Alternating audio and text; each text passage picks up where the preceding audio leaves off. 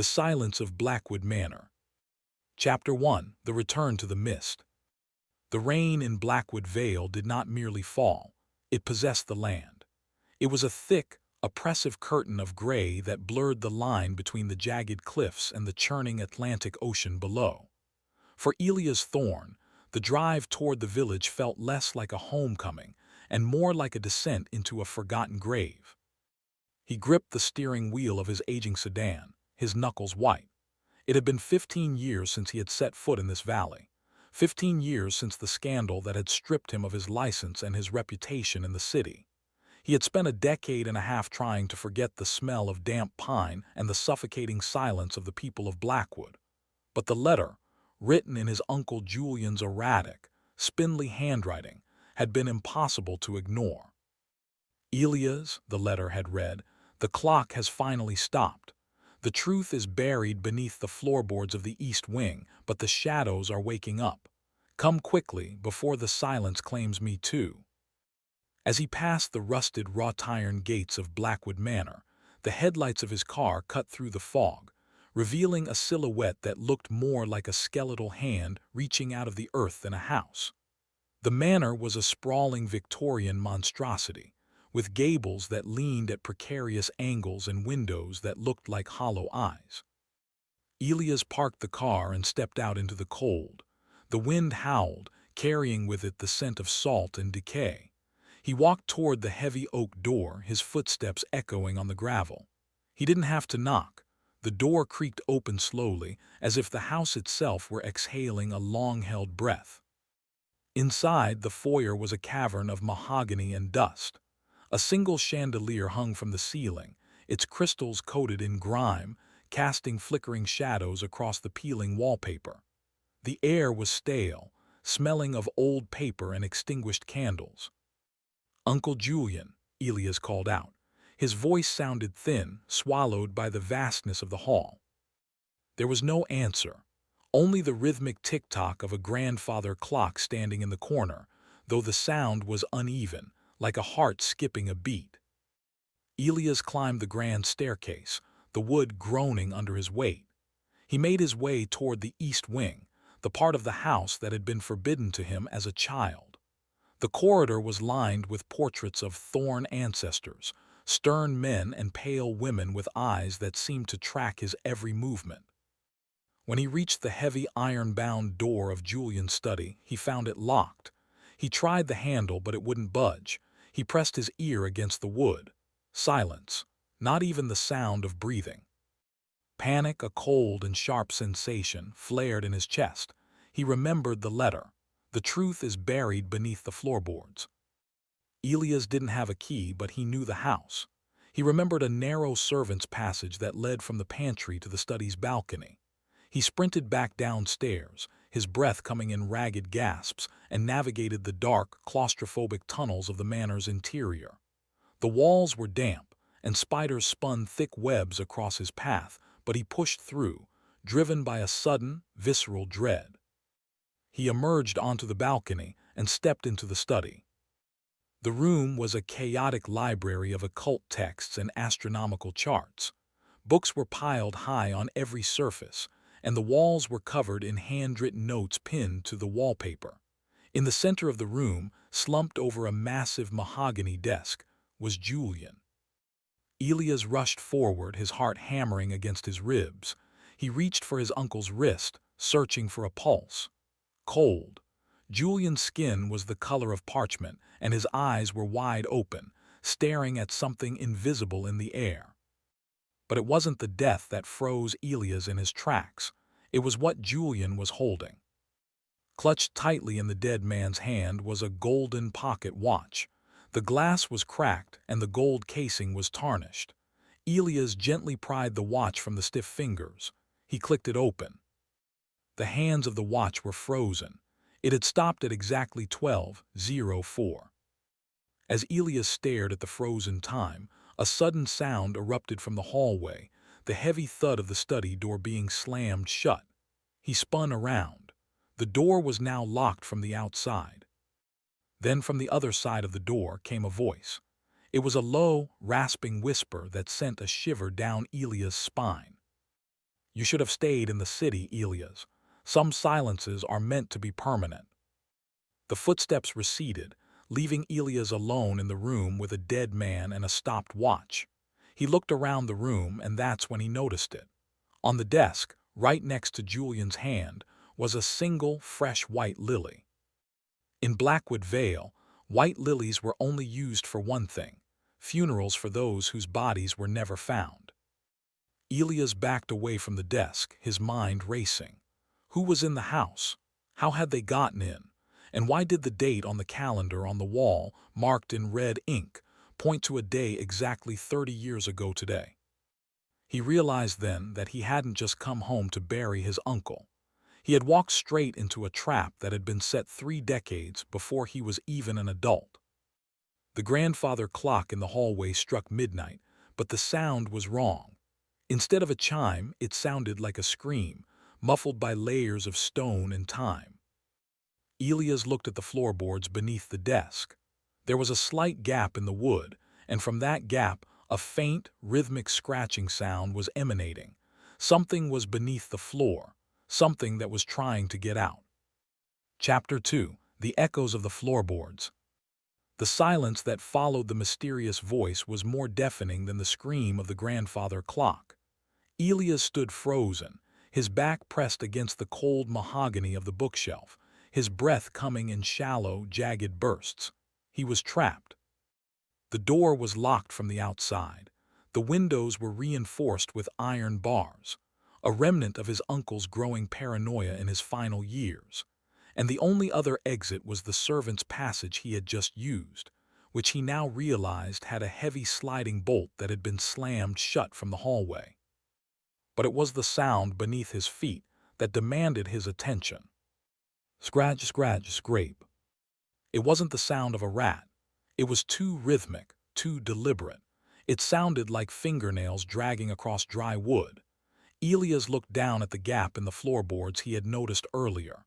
The scratching was coming from directly beneath the heavy desk where Julian's body still lay, slumped and gray. His training as a forensic psychologist kicked in. He forced his heart rate to slow, focusing on the evidence. He looked at Julian's face again. There were no signs of struggle, no bruising on the neck, no blood at the mouth. But there was a strange, faint discoloration around the fingernails, a slight bluish tint. Cyanide, or perhaps something more obscure. Elias knew he couldn't stay in the room. He scanned the study for anything he could use as a lever. His eyes fell on a heavy bronze letter opener shaped like a dagger, resting on a side table.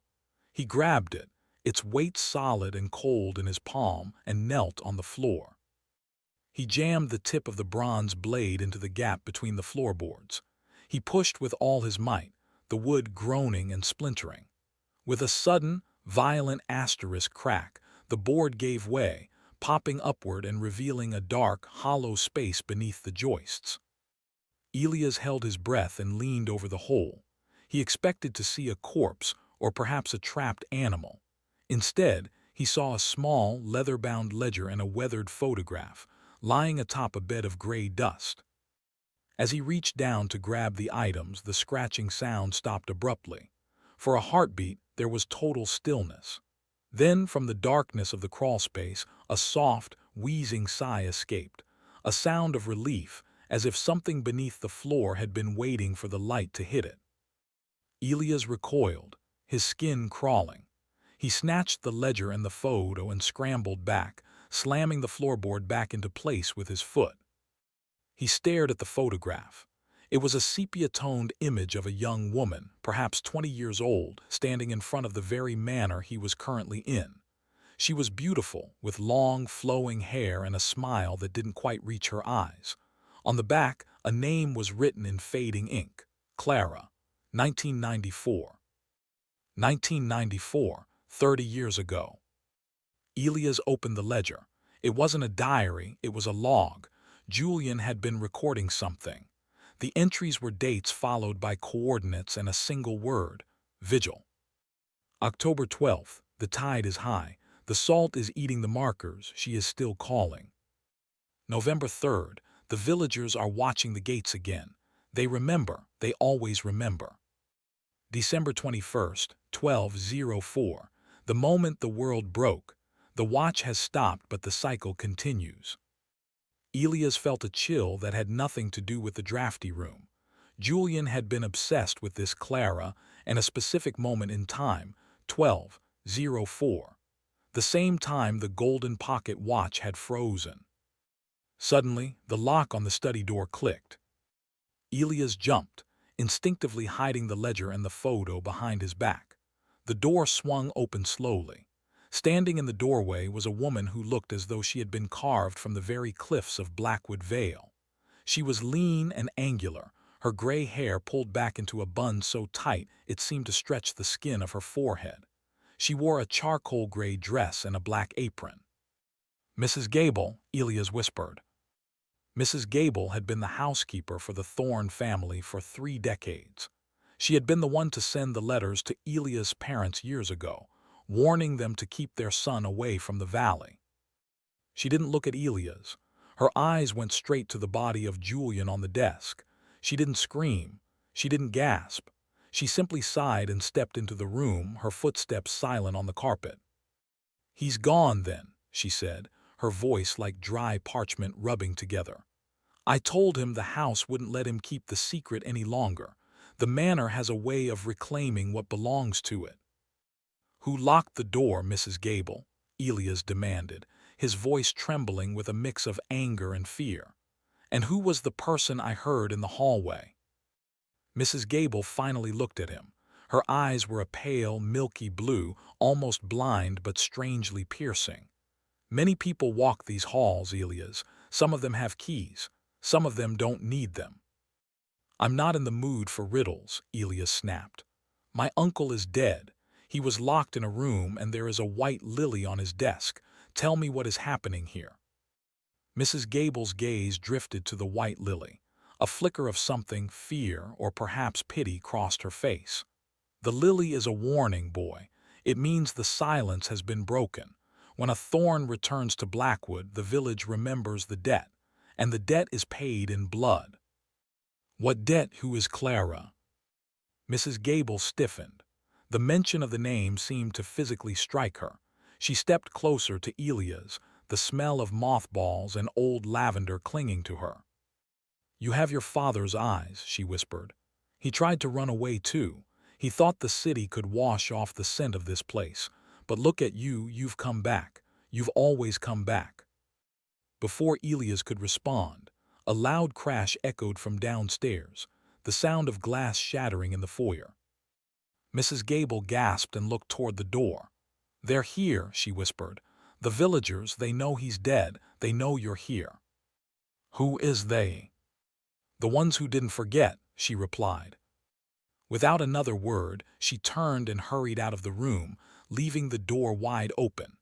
Elias stood alone for a moment, the leather ledger heavy in his hand.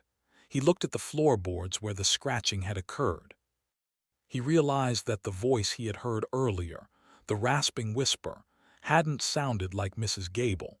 It had sounded like a man who knew exactly who Elias was and exactly why he should have stayed away. Elias knew he couldn't stay in the study. He needed to find a way to the village, to find a police officer or a doctor, but he also knew that in a place like Blackwood Vale, the police were often just villagers in uniforms. He stuffed the ledger and the photograph into his coat pocket and stepped out into the hallway. The house felt different now. The shadows seemed longer, stretching toward him like fingers. As he made his way toward the stairs, he noticed something on the wall. The portraits of his ancestors. He stopped in front of the portrait of his grandfather, Silas Thorne. He had always remembered the man as a stern, distant figure. But now, looking closely, Elias saw that the eyes of the portrait had been scratched out, not by a brush but by something sharp, like fingernails. And beneath the ruined eyes, someone had painted a small, white lily in red paint. A sudden cold draft swept through the corridor, blowing out the few remaining candles. In the sudden darkness, Elias heard it again. Scratch, scratch, scrape. But this time, the sound wasn't coming from beneath the floor. It was coming from the ceiling directly above his head. Elias looked up. In the dim light filtering through the hallway windows, he saw a figure clinging to the ornate crown molding of the ceiling, moving with a spider-like agility. It was a man, gaunt and pale, his clothes tattered and gray. His eyes were wide and vacant, and his fingers were long, raw, and bleeding. The man looked down at Elias and smiled, revealing teeth that had been filed down to sharp points. "Welcome home, Elias," the man hissed. "We've been keeping your seat warm." With a sudden, guttural scream, the creature leaped from the ceiling, descending toward Elias with claws outstretched. Elias dove to the side, his shoulder slamming into the wall. He scrambled to his feet, his heart hammering against his ribs, and bolted toward the stairs. He didn't look back, but he could hear the sound of the creature landing behind him, a heavy, wet thud, followed by the rhythmic asterisk click-clack of long nails racing across the hardwood floor. He reached the front door and flung it open, bursting out into the rain. But as he stepped onto the gravel driveway, he stopped dead. The driveway was no longer empty. Standing in a semicircle, illuminated by the flickering lightning of the storm, were a dozen villagers. They weren't shouting. They weren't threatening. They were simply standing there, perfectly still, each of them holding a single, fresh white lily. In the center of the group stood a man in a black suit, his face hidden by a wide-brimmed hat. He stepped forward, the rain sliding off his coat. "The cycle is complete," the man said, his voice booming through the storm. "The last thorn has returned to pay the price." Elias backed away, but as he turned, he felt a cold, clawed hand grip his ankle from the shadows of the porch. He was pulled backward with violent force, screaming as he was dragged back into the yawning darkness of Blackwood Manor. The heavy oak door slammed shut, and the sound of the lock turning echoed through the valley. Chapter 3: The Roots of the Manor. The transition from the rain-soaked driveway to the interior of the house was a violent blur of motion and pain. Elias felt the rough grain of the floorboards scraping the skin from his shoulders as he was dragged backward into the foyer. The creature's grip on his ankle was like a vise of cold iron, its long, jagged nails sinking through his trousers and into his flesh. He screamed, the sound echoing off the high ceilings, but the heavy oak door had already slammed shut, cutting off the sight of the silent, lily-holding villagers. He was alone in the dark with a thing that sounded less like a man and more like a starving animal. With a sudden, guttural heave, the creature pulled him toward a heavy tapestry that depicted a hunt in a forgotten forest. As Elias was dragged across the floor, he realized the tapestry wasn't just a decoration, it was a curtain. Behind it lay a narrow, yawning gap in the wall, a hidden descent. He felt himself sliding down a steep, stone chute, his body slamming against the damp walls. He tumbled for what felt like an eternity, sliding through slime and grit, until he landed with a bone-jarring thud on a floor of packed earth and wet stone. For a long time, Elias lay there, staring up into the darkness. The only sound was the distant, rhythmic drip of water and the frantic hammering of his own heart. He tried to move his leg, but a sharp, searing pain shot up his calf. He groaned, reaching down to feel the wound. The creature had left deep gashes in his ankle, but the bleeding had slowed. He fumbled in his pocket. The ledger and the photograph of Clara were still there. He also felt the cold weight of the bronze letter opener. He gripped the weapon tightly, using it as a cane to pull himself upright. He was in the sub-basement, the roots of Blackwood Manor. The air here was different. It was thick with the smell of brine, copper, and something sickly sweet, like rotting lilies. As his eyes adjusted to the gloom, he saw that the room was not a cellar, but a corridor of sorts, carved directly into the coastal rock. The walls were weeping salt, and the floor was covered in a thin layer of stagnant water. As he limped forward, his footsteps splashing softly, he noticed a series of doors carved into the stone. They weren't traditional doors. They were heavy iron grates, like those in a dungeon. From behind one of the grates, he heard a sound. Humming. It was a low, melodic tune, a lullaby that sounded heartbreakingly familiar. Elias froze. He remembered his mother singing that same tune to him when he was a child, a song she claimed had been passed down through the Thorne women for generations. He approached the grate. "Hello," he whispered. The humming stopped. A face appeared behind the bars. It was a woman, but she was a ghost of a person. Her skin was translucent, almost blue, and her eyes were clouded with cataracts. She was draped in a tattered white nightgown that had turned gray with age and filth. "You have the scent of the surface," she whispered, her voice a dry rattle. "You have the scent of the rain." "Who are you?" Elias asked, his voice trembling. "Where am I?" The woman leaned closer, her clouded eyes searching his face. A sudden, twisted smile touched her lips. "A thorn. A little thorn has come home to the roots. Did Julian send you, or did the silence bring you?" "My uncle is dead," Elias said, "and I want to know who Clara is.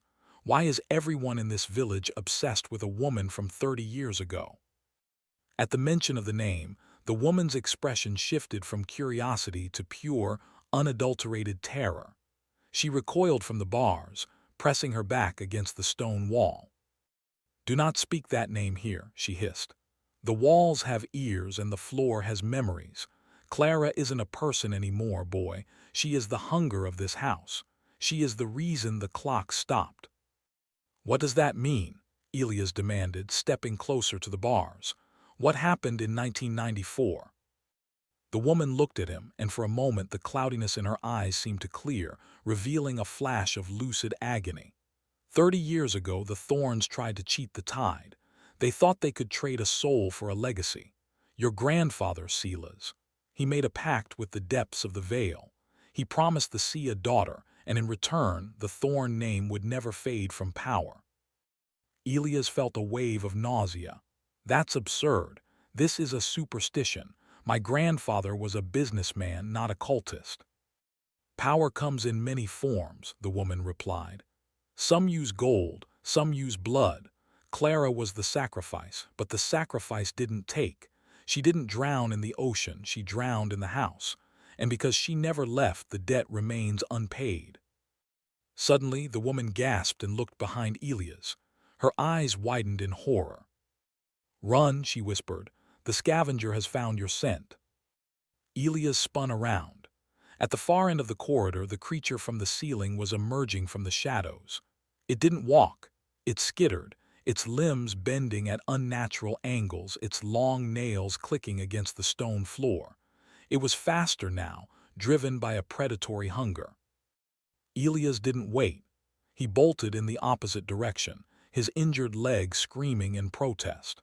He ran past the iron grates, the creature's guttural shrieks echoing behind him.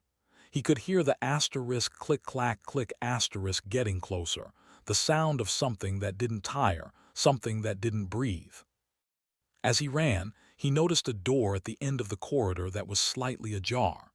It wasn't an iron grate, but a heavy wooden door with a brass plate that read, "Nursery, 1994. He slammed into the room and threw the bolt just as the creature slammed into the other side of the door. The wood groaned under the impact, and a long, gray finger poked through a crack in the paneling, clawing desperately at the air. Elias backed away, his breath coming in ragged gasps.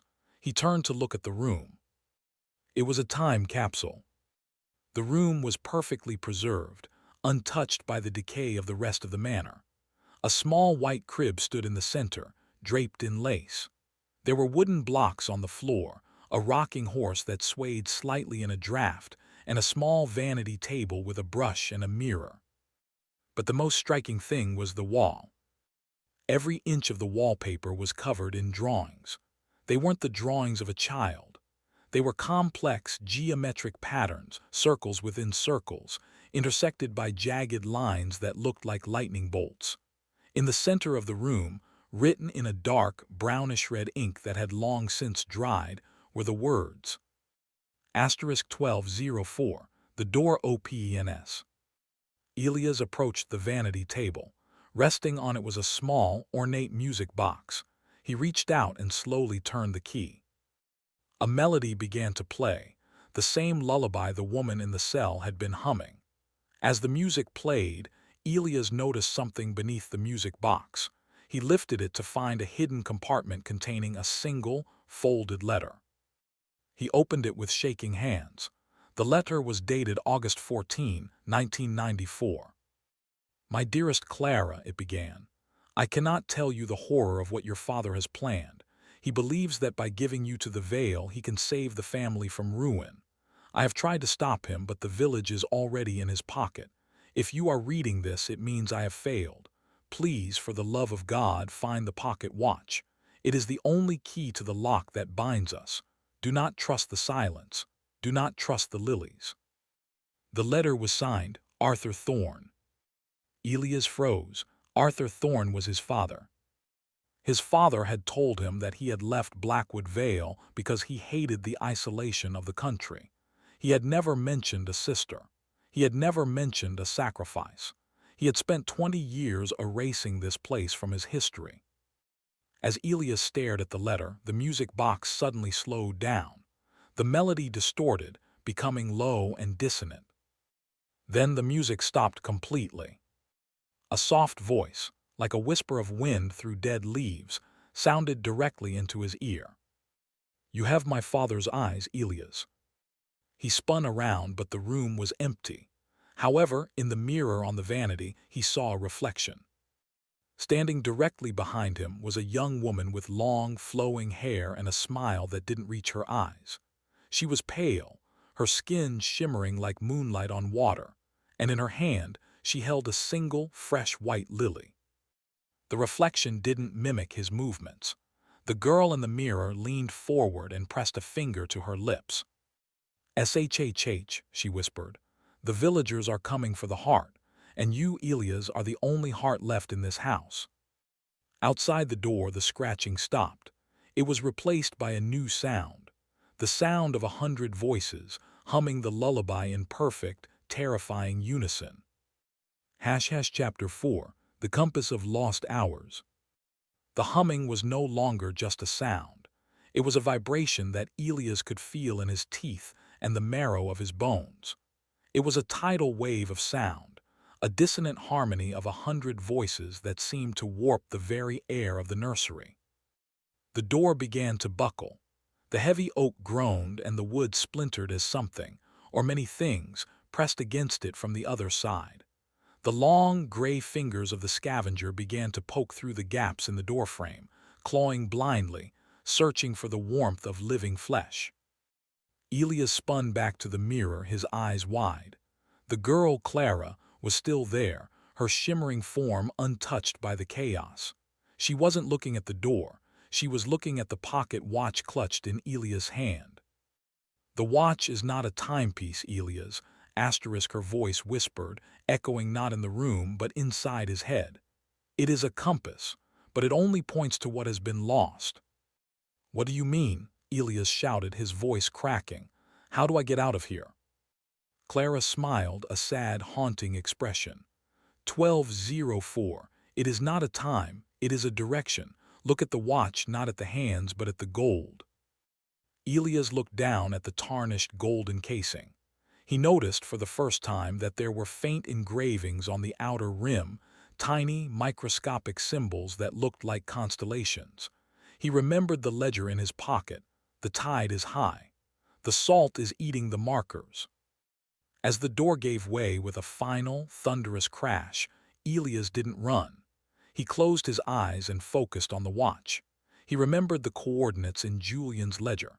He began to rotate the outer bezel of the watch, aligning the symbol of the North Star with the frozen minute hand. Click! A sharp, mechanical sound echoed through the room. Suddenly, the floor beneath the white crib shifted. A circular section of the floorboard slid away, revealing a spiral staircase that descended even deeper into the earth, illuminated by a faint, pulsing blue light. At that exact moment, the door exploded. The scavenger leaped into the room, its mouth opening to reveal rows of needle-like teeth.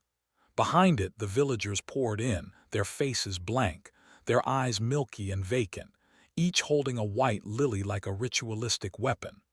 They didn't speak. They only continued to hum that terrifying lullaby. Elias dove into the hole just as the scavenger's claws slammed into the spot where he had been standing. He tumbled down the spiral stairs, the wind whistling in his ears, until he landed hard on a cold, metallic floor. He scrambled to his feet and looked up.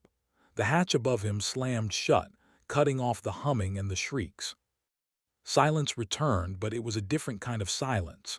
It was heavy, artificial, and smelled of ozone and ancient copper. Elias found himself in a circular chamber that looked like a cross between a laboratory and a temple. The walls were lined with massive brass gears, some as large as houses, all frozen in place.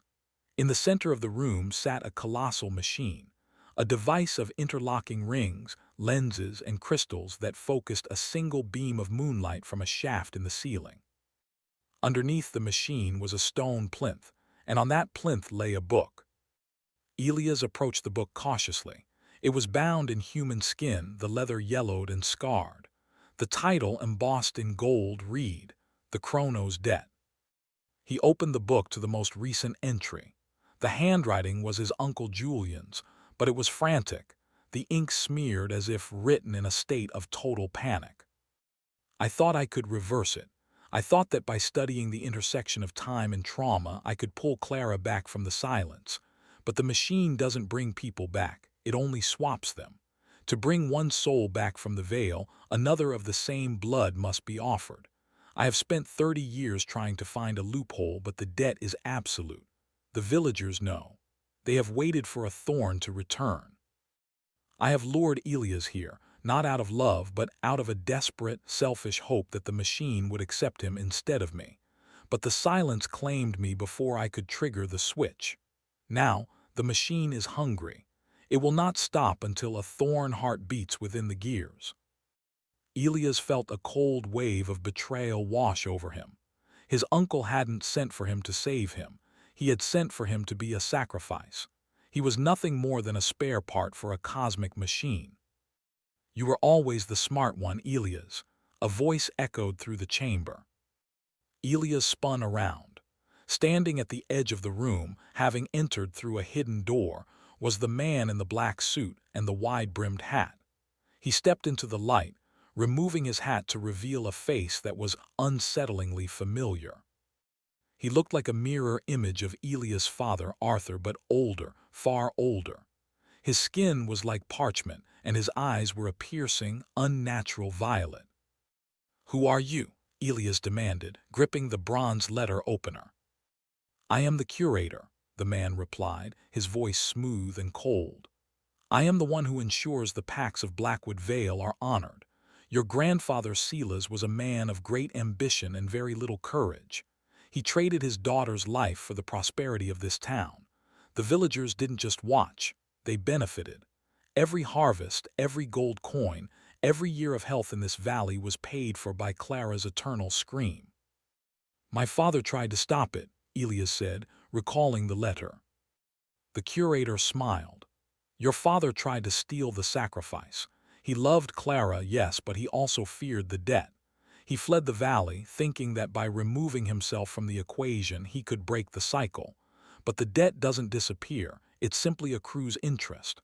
For 30 years the interest has been growing, and now the debt is due in full." The curator stepped closer, his violet eyes glowing. "The machine requires a thorn, not just any thorn, one who carries the psychological weight of the lineage. Your disgrace in the city, your guilt, your isolation. You are perfectly seasoned, Elias. You are the ideal catalyst." Suddenly, the massive brass gears around them began to move. Clang, clang, clang. The sound was deafening. The beam of moonlight hitting the crystals began to shift, turning from silver to a deep, blood red.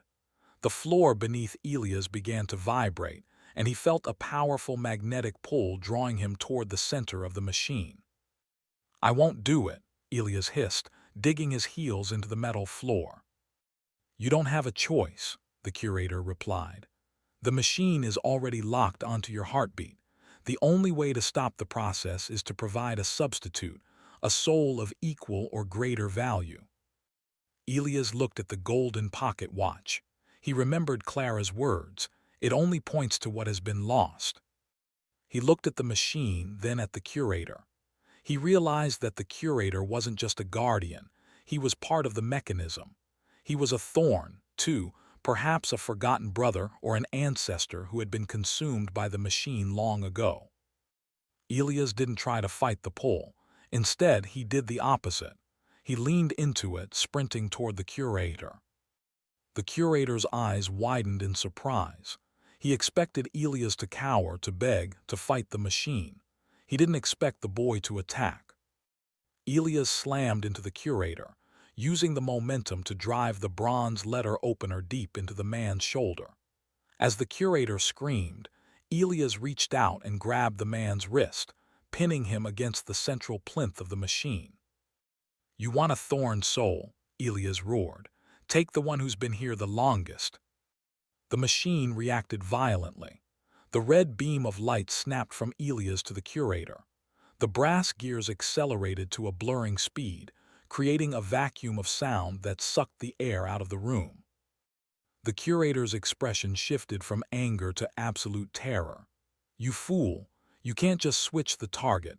The debt must be paid in full. If I am taken, the house will collapse upon us all."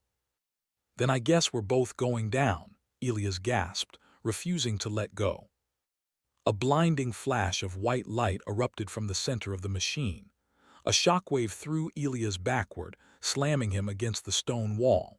He blacked out for a moment, the sound of shattering glass filling his ears. When he opened his eyes, the room was silent. The machine was dead. The gears had stopped and the red light was gone. The curator was nowhere to be seen. Only his wide-brimmed hat remained, lying flat on the floor, smelling of salt and old dust. Elias breathed a sigh of relief, but it was short-lived. As he stood up, he noticed that the golden pocket watch in his hand had changed. The hands were no longer frozen at 12:04. They were moving. But they were moving backward. And from the shadows of the room, a voice whispered, not the ghostly whisper of Clara, but a voice that sounded exactly like his own. "Thank you for opening the door, Elias. Now, let's see what else we can find in the dark." Elias turned around and saw himself standing at the exit of the chamber. Not a reflection, not a ghost, but a physical duplicate of himself, smiling with a look of pure, predatory hunger. End of Chapter 4. Chapter 5. The Mirror's Malice. Elias stared at the thing that wore his face. It was a perfect replica, the same disheveled hair, the same tired eyes, the same scar on the chin from a childhood fall. But where Elias felt a crushing weight of fear and confusion, the shadow radiated an effortless, predatory confidence. It stood with a posture Elias had never possessed, straight-backed, arrogant, and cold. What asterisk are you?" Elias whispered, his voice sounding fragile in the echoing chamber. The shadow smiled, and the expression was too wide, too symmetrical to be human. "I am the parts of you that you buried in the city, Elias. I am the ambition you suppressed, the anger you hid behind your textbooks, and the guilt you tried to wash away with apologies. I am the thorn that the machine wanted." The shadow took a step forward, its movements fluid and silent. "The machine didn't just swap the curator for you. It split you. It took the darkness that defines our bloodline and gave it a body. I am the debt paid in full, Elias. I am the perfect thorn."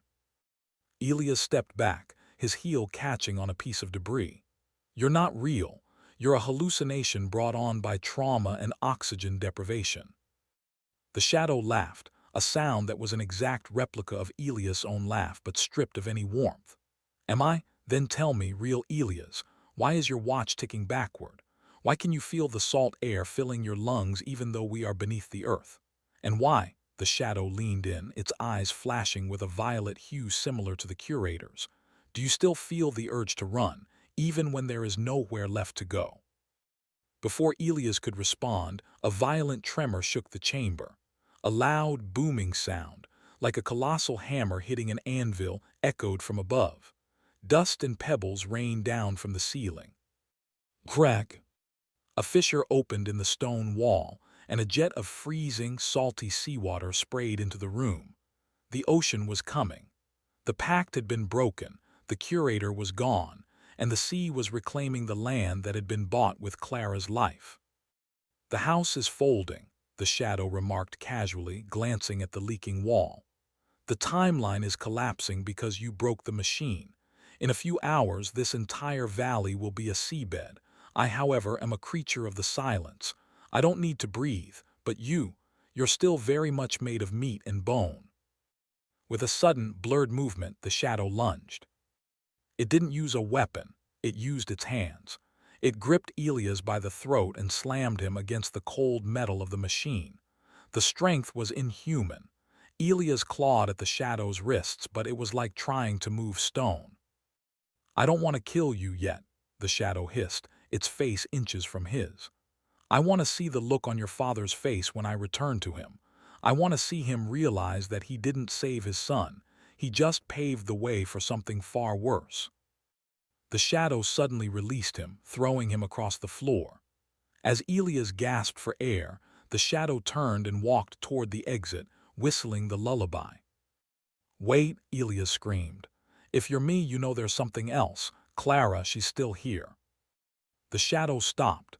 It turned its head slowly, a flicker of genuine curiosity crossing its face.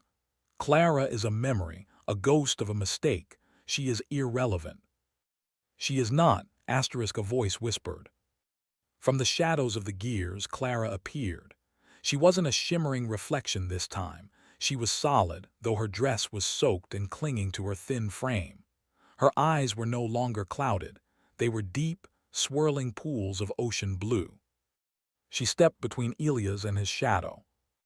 "The debt cannot be paid by a double," Clara said, her voice sounding like 1,000 distant waves. "The machine only created a shadow of the pain. To stop the collapse, the original heart must find the original key." The shadow sneered. "The key is a pocket watch that is currently ticking toward zero. We're out of time, Ghost." Clara looked at Elias. "The watch doesn't count down to an end, Elias. It counts down to a beginning. You must go to the attic, the highest point of the manor. There is a mirror there, the mirror of atonement. It is the only place where the shadow and the substance can be merged back into one." "How do I get there?" Elias asked, struggling to stand. "The house is falling apart." "Run," Clara whispered. "Run through the corridors of your memories. The house will change around you. It will show you the things you try to forget. Do not stop. Do not listen to the voices. If the shadow catches you before you reach the mirror, he will not just kill you, he will erase you." The shadow laughed and vanished into the darkness of the hallway, its laughter echoing from multiple directions at once. It was no longer just walking, it was merging with the shadows of the house itself. Elias didn't wait. He bolted for the stairs, the bronze letter opener still gripped in his hand. As he climbed, the house began to warp. The corridors stretched and twisted. He found himself running through hallways that shouldn't exist. He passed a door that opened into his old university office in the city. He saw the faces of the colleagues who had turned their backs on him during his scandal. He heard the voices of the patients he couldn't save, their whispers blending with the humming of the villagers. "Failure," the walls whispered. "Fraud," the floor groaned. "Coward," the ceiling hissed. He felt the shadow's presence everywhere. A cold breeze on his neck, a reflection in a dusty painting that moved a second after he did. The shadow was playing with him, feeding on his guilt, growing stronger with every doubt Elias harbored. He reached the third floor, but as he turned the corner, he stopped dead. Standing in the middle of the hallway was his father, Arthur Thorne. He looked exactly as he had the day he left Elias, stern, distant, and smelling of expensive tobacco. "Elias," Arthur said, his voice booming, "stop this madness. Give the watch to the curator and leave this place. You were always too weak for this family's legacy." "You're not my father," Elias gasped, though a part of him desperately wanted it to be true. "You're a trick, a memory." "Am I?" Arthur stepped forward, his expression softening. "I did it for you, son. I left so you wouldn't have to carry the weight of Blackwood. I tried to protect you from the truth about Clara. Why can't you just let it go?" For a moment, Elias wavered. He wanted to believe that his father loved him, that the horror of the manor was just a nightmare. He took a step toward the man. But then he looked down at the pocket watch. The hands were spinning wildly now, and the gold casing was burning hot. He remembered the letter, "Do not trust the silence. Do not trust the lilies."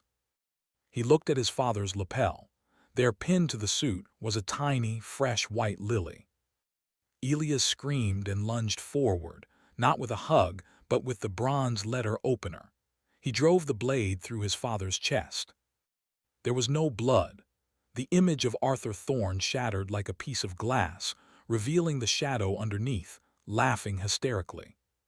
"So close," the shadow mocked. "You almost chose the lie. You're still so desperate for a father's love that you almost walked right into my arms." The shadow leaped, knocking Elias backward. Elias tumbled down a flight of stairs, his head slamming against a banister. He spiraled down, crashing through a rotten floorboard and landing in a heap in the library. He lay there, dazed, blood trickling down his forehead. He looked up and saw the ceiling beginning to crack. A massive beam of wood groaned and snapped, crashing down just inches from his legs. The house was dying. Elias forced himself up, using the library shelves for support. He looked up toward the attic. He could see the dim light of the moon filtering through the roof. He began to climb, not by the stairs, which had already collapsed, but by scrambling up the mahogany bookshelves and the remnants of the balconies. He was climbing through the ruins of his own history. As he reached the final ladder to the attic, a cold hand gripped his ankle. He looked down. It wasn't the shadow. It was the scavenger, the distorted, pale creature from the ceiling. It had followed him all the way up. It opened its mouth to shriek, but before it could, a pale, translucent hand reached out from the wall and gripped the creature's throat. "Clara." She didn't look at Elias. She simply squeezed, and the scavenger's neck snapped with a sickening asterisk pop asterisk. She let the creature fall back into the abyss of the lower floors. "Hurry," she whispered, her form fading. "The mirror is waiting, and he is right behind you." Elias scrambled into the attic. The room was vast and empty, save for a single object in the center, a towering mirror with a frame made of blackened silver and carved bone. The glass didn't reflect the room. It reflected a storm-tossed sea under a blood-red sky. And standing in front of the mirror, waiting for him, was the shadow. "Welcome to the end, Elias," the shadow said, his voice now a perfect harmony of all the Thorn men. "Now let's see which one of us the mirror decides to keep." End of Chapter 5. Chapter 6, The Mirror of Atonement. The attic was a skeletal remains of a room. Wind howled through the gaps in the roof, sounding like a chorus of the damned, and the scent of salt and brine was now overwhelming. Below them, the sound of the ocean was no longer a distant roar. It was a rhythmic pounding, the sea literally hammering at the foundations of Blackwood Manor. Elias stood 10 feet away from his shadow, the mirror of atonement looming between them. The blackened silver frame seemed to pulse with a slow, rhythmic light, as if the mirror itself were breathing. "You're trembling, Elias," the shadow remarked, circling him like a shark. "Is it the cold, or is it the realization that you are nothing more than a fragment? Look at you. You're the good part, the part that feels guilt, the part that hesitates, the part that fails. I am the part that wins." Elias gripped the bronze letter opener, but his hand was shaking. "You aren't the part that wins. You're just the part that doesn't care who it hurts. That's not strength, it's a void." The shadow laughed, a sharp, jagged sound. "A void is very efficient. It doesn't get tired. It doesn't lose sleep over patients who died in sterile hospital beds. It doesn't wonder why its father looked at it with disappointment for 20 years. I am free, Elias. And once I step through that mirror, I will be the only Elias Thorn left in this world. You will be the reflection, trapped in a silver cage, watching me live the life you were too afraid to claim.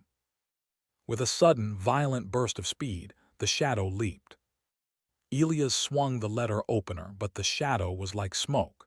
He slipped past the blade and slammed his fist into Elias' ribs. The air left Elias' lungs in a wheeze, and he crashed backward against the base of the mirror. The impact sent a vibration through his spine, and for a second he felt the mirror's surface, not as cold glass but as something liquid, something that pulled at his skin. The shadow pinned him down, his hands gripping Elias' throat. The violet glow in the shadow's eyes was blinding now. "Give me the watch," the shadow hissed. "The time is almost up. 12:04 is returning." Elias looked at the pocket watch, still clutched in his right hand. The hands were spinning backwards so fast they were a blur. He realized then that the watch wasn't counting down to his death. It was counting down to the moment the pact was first made. 12:04, 30 years ago. "Accept him," Clara's voice echoed through the attic, though she was nowhere to be seen. "You cannot kill what is already a part of you, Elias. To defeat the shadow, you must embrace the dark." "I can't," Elias gasped, his vision beginning to blur as the shadow squeezed tighter. "You can't even save yourself," the shadow mocked.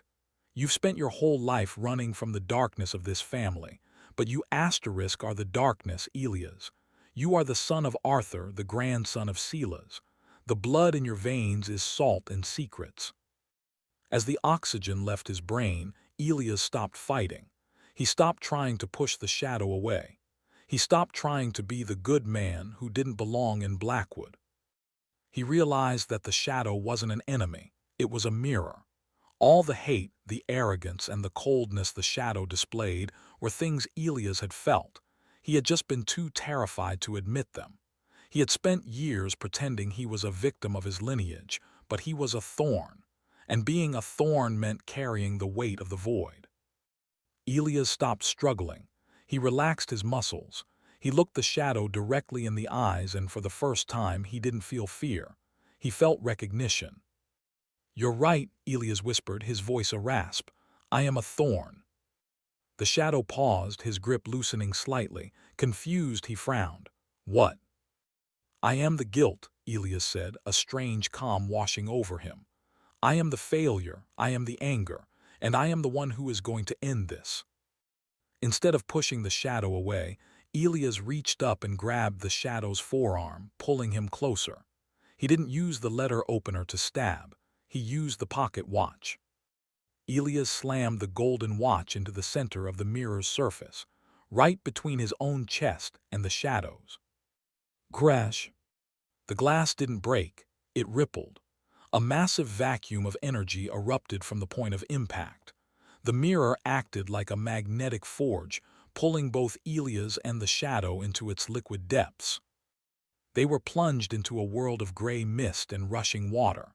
They were no longer two separate entities, but two currents of a single river colliding with violent force.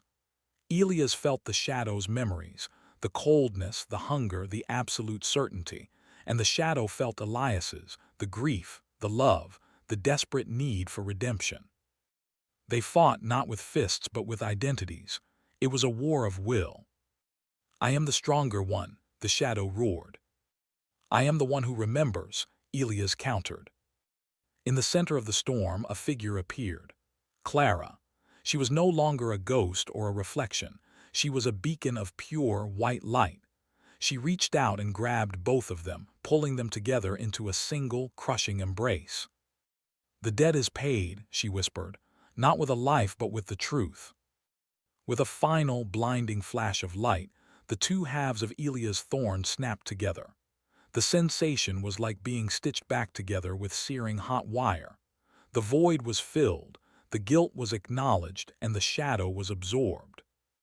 Elias was thrown backward, slamming onto the hard wooden floor of the attic. He gasped for air, his lungs burning. He looked at his hands. They were shaking, but they were his own. He felt different, heavier, older, but whole. The hollow ache that had lived in his chest since he was a child was gone, replaced by a cold, hard clarity. He looked up. The mirror was gone. In its place was a simple, empty frame. And then the world exploded. The ocean finally won. A massive wall of seawater burst through the attic walls, a towering wave of black and white foam. It swept everything away, the furniture, the remnants of the roof, and Elias himself.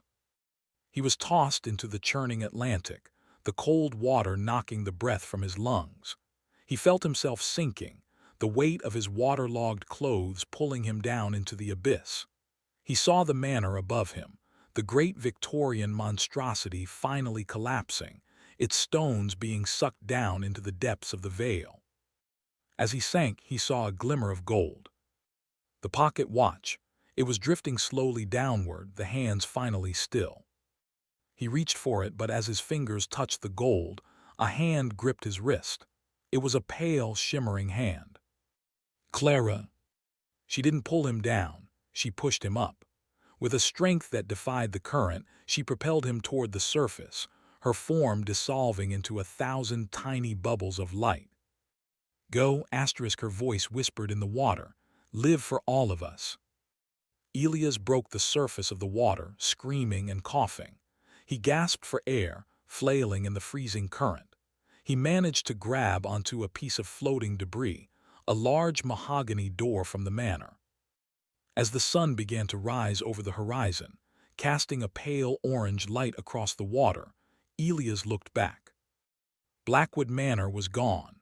The cliffs had crumbled, and the village of Blackwood Vale was now nothing more than a collection of ruins half submerged in the tide.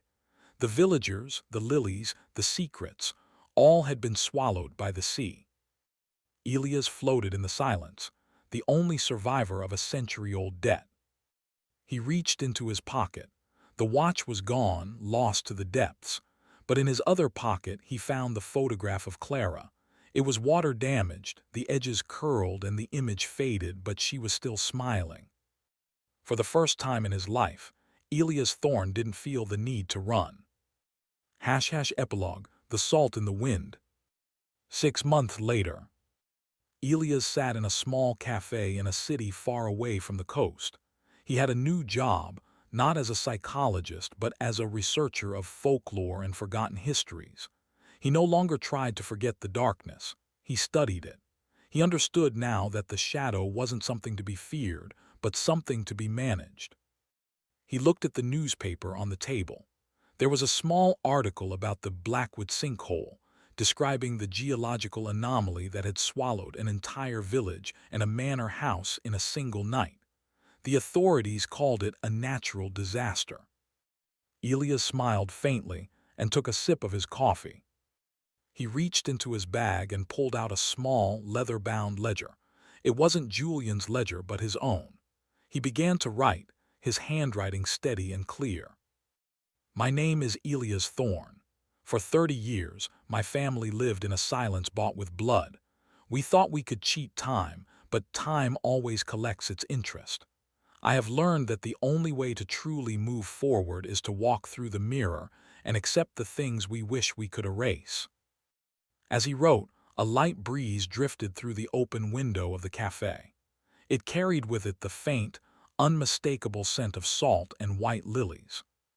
Elias didn't flinch. He didn't look around in fear. He simply closed his eyes, breathed in the scent, and whispered, "Thank you, Clara." And in the reflection of the cafe window, for a split second, a young woman with long, flowing hair smiled back at him before vanishing into the light. The end. Since we have finished the story of Asterisk, the silence of Blackwood Manor, Asterisk, and you said next, I will start a Asterisk completely new mystery novel Asterisk for you. We will follow the same format. I will provide the plot outline, and then we will go through it asterisk one chapter at a time asterisk asterisk. Here is the second project.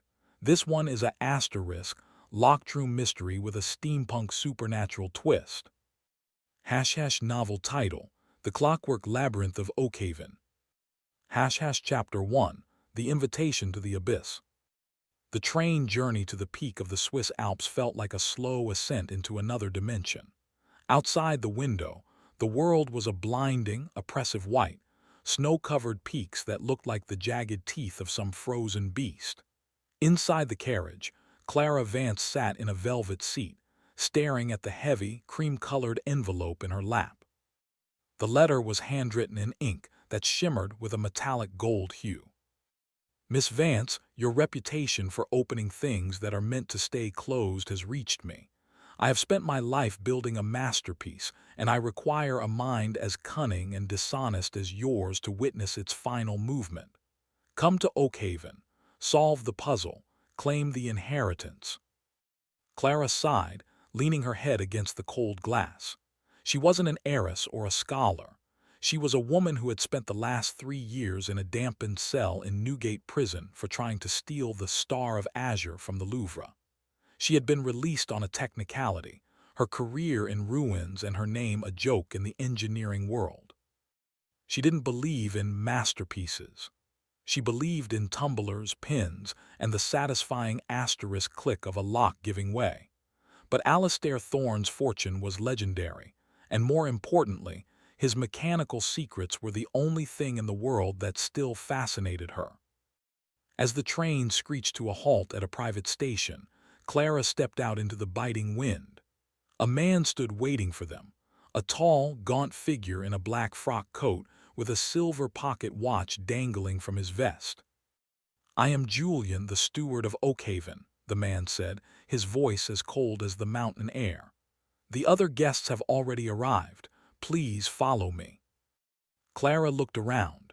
There were 4 others, a nervous-looking historian, a sharp-tongued lawyer, a fading opera singer, and a silent man with a scarred face who looked like he belonged in a mercenary camp. They stood in a semicircle, eyeing each other with a mixture of greed and suspicion. The walk to the estate was a climb up a winding stone path. Then, Oakhaven appeared through the mist. It was a structural impossibility.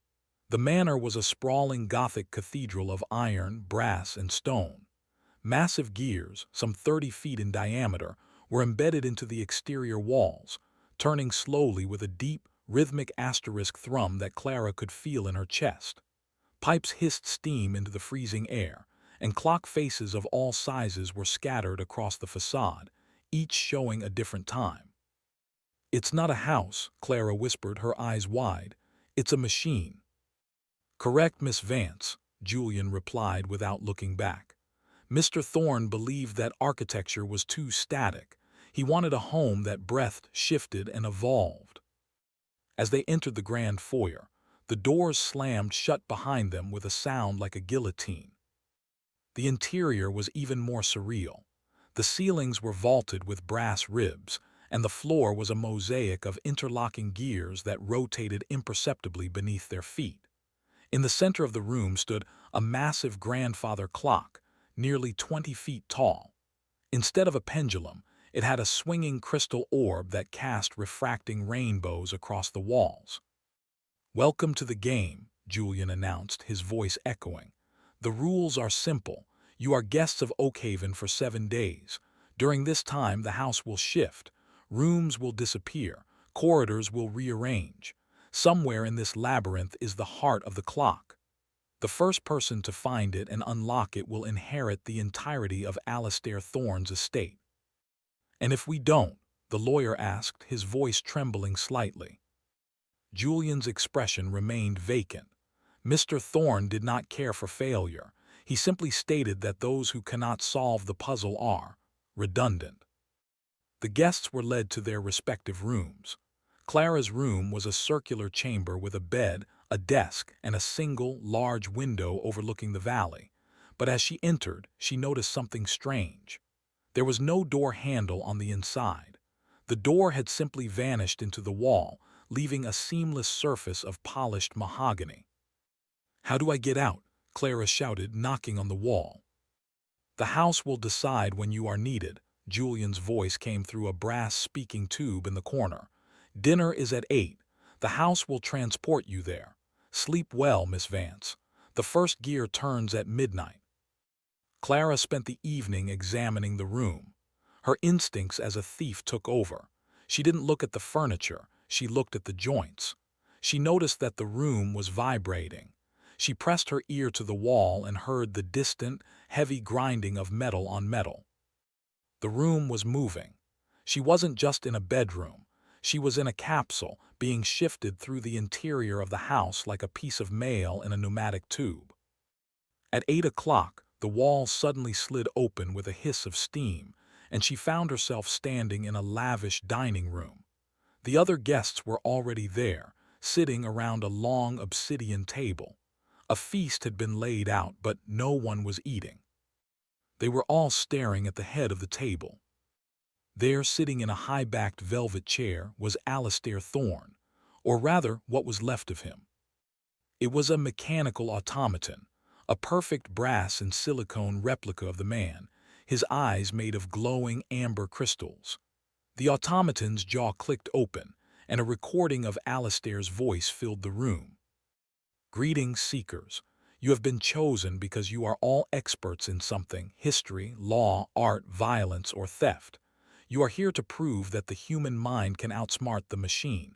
But remember, in a house of gears, the smallest tooth can break the entire system. One of you is not who they claim to be. One of you is a liar, and the liar will be the first to be ground into dust." The recording ended with a chilling laugh. The dinner was tense. The guests spoke in whispers, trying to figure out who the liar was. Clara stayed silent, observing the others. She noticed the historian kept glancing at the clock on the wall, his fingers twitching. She noticed the scarred man was counting the exits. But mostly she noticed the rhythm of the house, the asterisk tick-tock of the walls, the whir of the ceiling. As the clock struck midnight, a sudden, violent jolt shook the manor. The lights flickered and died, plunging them into absolute darkness. A scream ripped through the air, a high, piercing sound of absolute terror, followed by a heavy, metallic thud. When the lights flickered back on, the dining table was shifted 3 feet to the left. And the historian was gone. "Where did he go?" the opera singer shrieked. Julian, the steward, stepped forward, his face devoid of emotion. "The house has made its first move. Please follow me to the West Gallery." When they reached the West Gallery, they found the historian. He was slumped against a wall, his eyes wide and glassy. He was in a room that was completely sealed, no windows, no vents, and the only door was a solid slab of steel that had been locked from the inside. But it wasn't the locked room that made Clara gasp.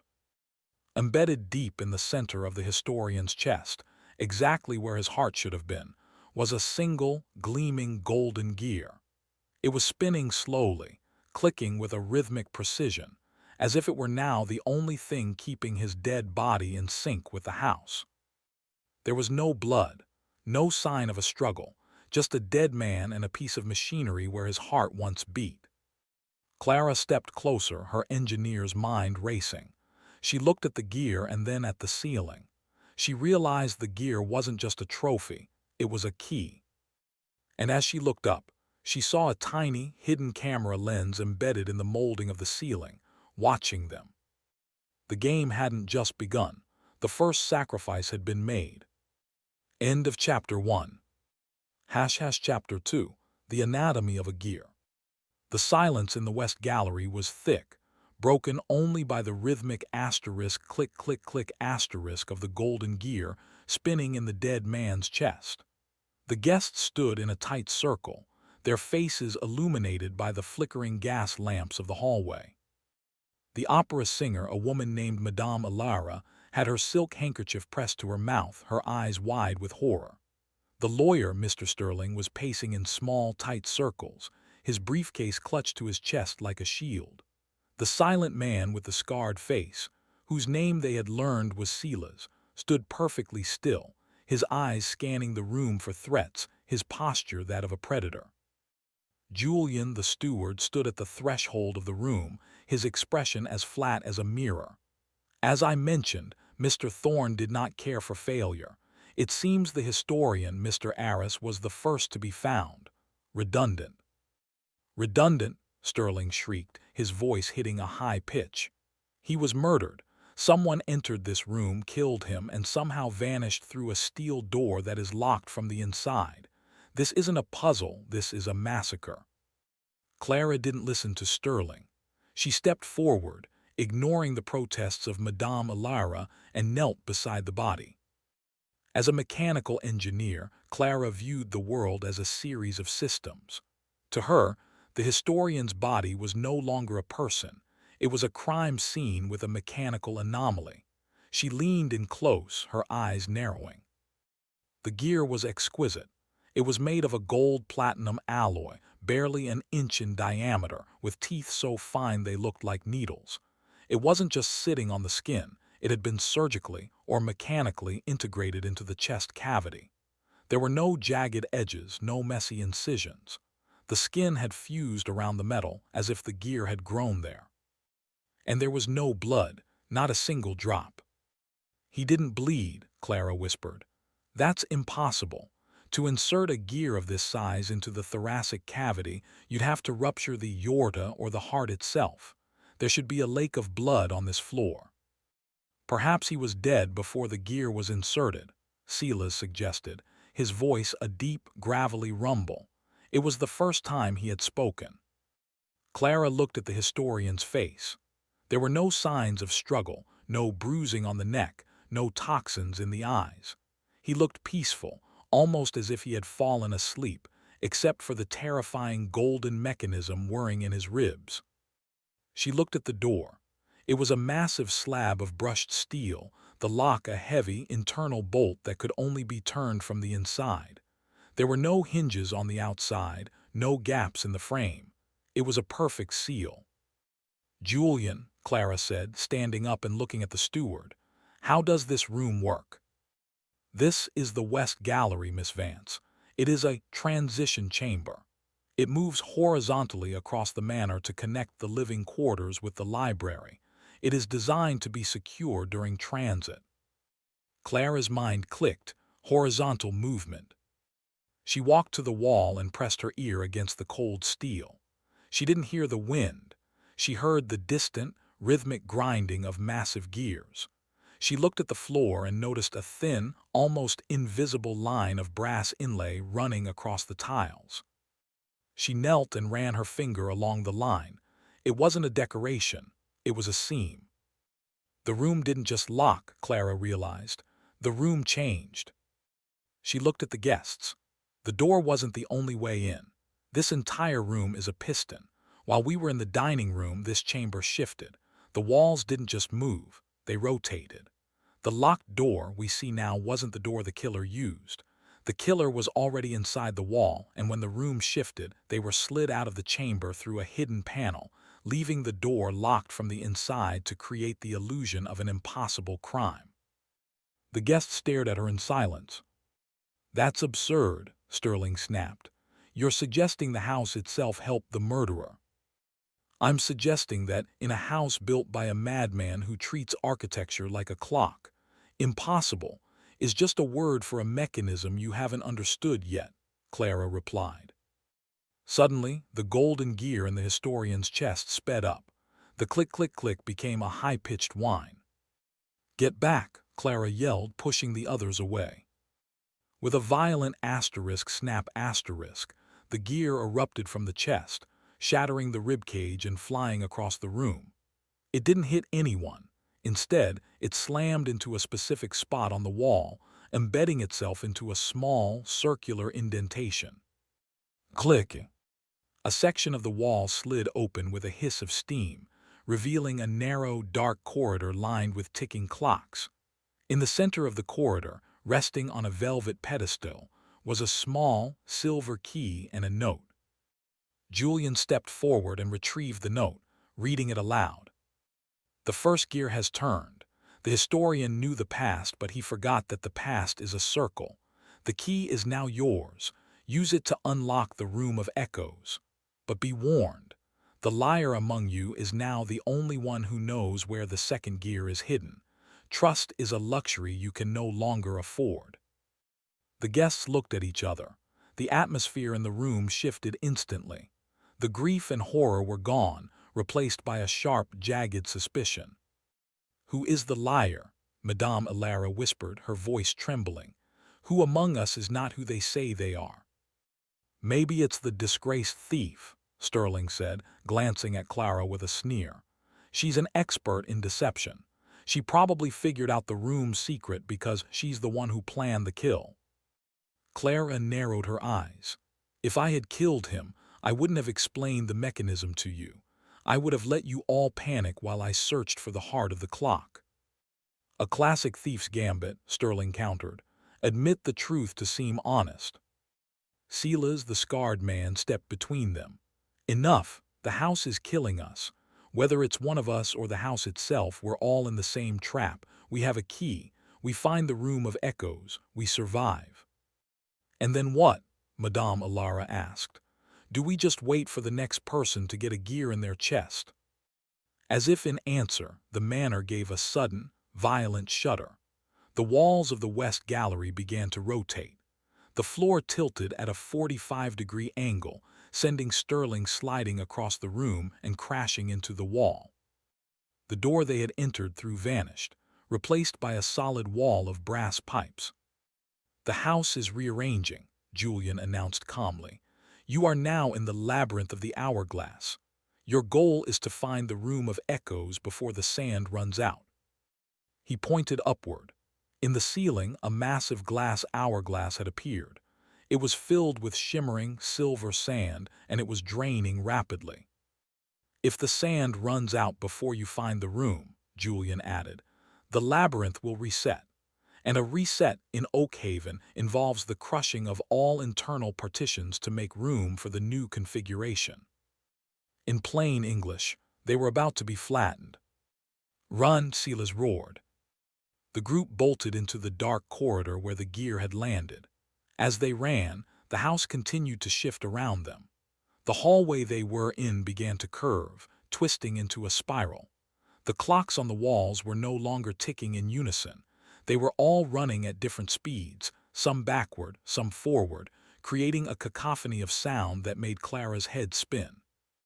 As they sprinted, Clara noticed something. Every time they passed a clock that was running backward, the corridor shifted slightly to the left. Every time they passed a clock running forward, it shifted to the right. "Wait!" Clara shouted, grabbing Sterling by the collar. "Stop running. We're not in a hallway, we're in a sequence." "We don't have time for your theories," Sterling yelled, trying to shake her off. "Look at the clocks," Clara commanded. "The house isn't trying to trap us, it's testing us. The clocks are a map. If we follow the backward clocks, we're moving away from the center. If we follow the forward ones, we're heading toward the heart." Silas looked at the clocks, then at the hourglass in the ceiling, which was now half empty. "She's right. The pattern is consistent." They changed direction, navigating the spiral by following the forward-ticking clocks. The tension was suffocating. Every few minutes, a wall would slide shut behind them, cutting off their retreat. They were being funneled, pushed forward by the house like pieces on a chessboard. As they reached the end of the corridor, they found a door made of iridescent glass. It had no handle, only a single silver keyhole. Clara took the key from Julian and inserted it. As she turned the lock, she felt a strange vibration travel up her arm. The door didn't swing open, it dissolved, the glass turning into a fine mist. They stepped into the room of echoes. The room was a perfect sphere, mirrored from floor to ceiling. There were no furniture, no windows, just the five of them and their reflections, repeated infinitely in every direction. But as they entered, the reflections didn't mimic them. In the mirrors, the reflections were talking. They were arguing, they were screaming. Clara looked at her reflection. The mirrored Clara wasn't standing still. She was kneeling on the floor, clutching a stolen diamond, her face twisted in a mask of greed and desperation. "What is this?" Madame Elara shrieked. She looked at her own reflection. The mirrored Elara was not a glamorous singer. She was a haggard woman in a drab dress, scrubbing a floor, her face etched with bitterness. "The mirrors," Clara whispered. "They don't show who we are, they show the lies we've told the world." Sterling's reflection was the most jarring. The polished lawyer was replaced by a man in a prison jumpsuit, his hands shaking, his eyes darting around in panic. Then Silas looked at his reflection. The mirrored Silas was not a scarred mercenary. He was a man in a white lab coat, holding a blueprint of Oakhaven. He looked exactly like a younger version of Alistair Thorne. The group froze. All eyes turned to Silas. "You," Clara whispered. "You're not a mercenary, you're a Thorne." Silas didn't deny it. He looked at his reflection with a mixture of hatred and longing. "I am Alistair's son, the son he erased from his will because I told him his machine was a monstrosity." "Then you're the liar," Sterling yelled, stepping toward him. "You're the one who killed the historian." Silas turned to Sterling, his eyes cold. "I didn't kill him, but I know how the house works, and I know that the person who killed him isn't trying to win the inheritance." "Then why?" Clara asked. Silas looked at the mirrored walls.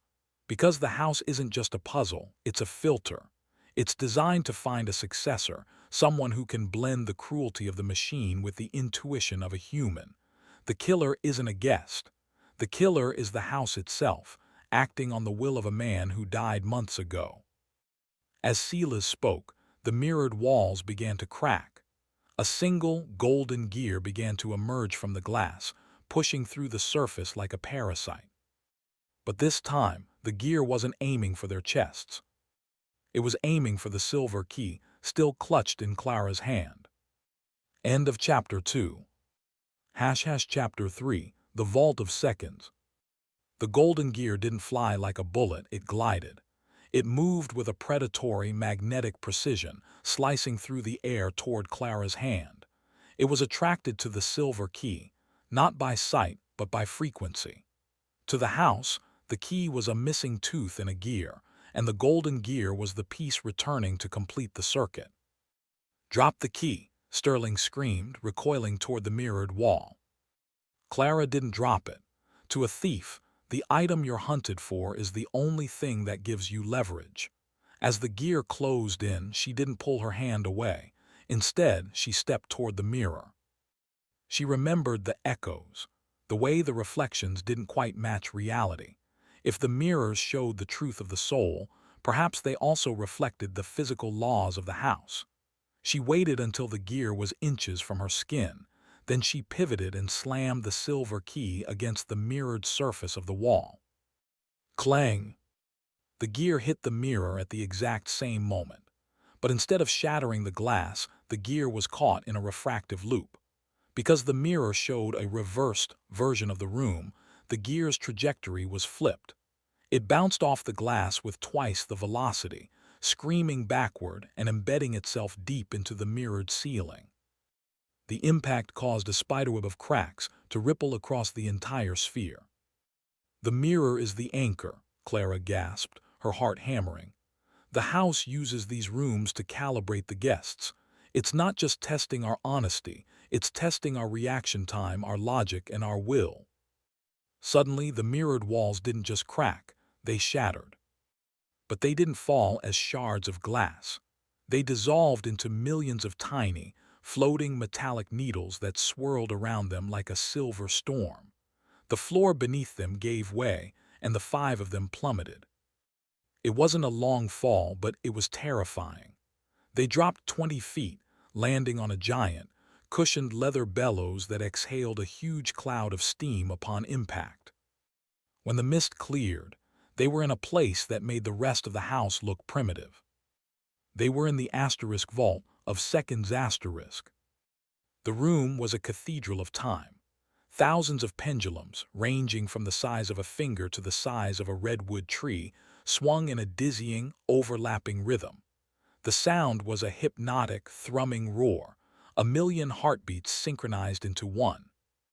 The floor was a transparent glass bridge that spanned a bottomless abyss. Below them, Clara could see the inner workings of Oakhaven, miles of interlocking gears, steaming pistons, and glowing copper veins that looked like the nervous system of a god. "We're in the core," Silas whispered, his voice filled with a mixture of awe and dread. "This is where the house regulates its movements. If a single pendulum stops, the entire manor freezes." "Look," Madame Alara pointed toward the far end of the bridge. There, floating in the center of the pendulum forest, was a floating platform. On it sat a small, ornate music box made of obsidian and gold. Beside it lay a second golden gear. "The second piece," Sterling whispered. Greed flickered in his eyes, momentarily replacing his fear. "If we get that, we're one step closer to the heart."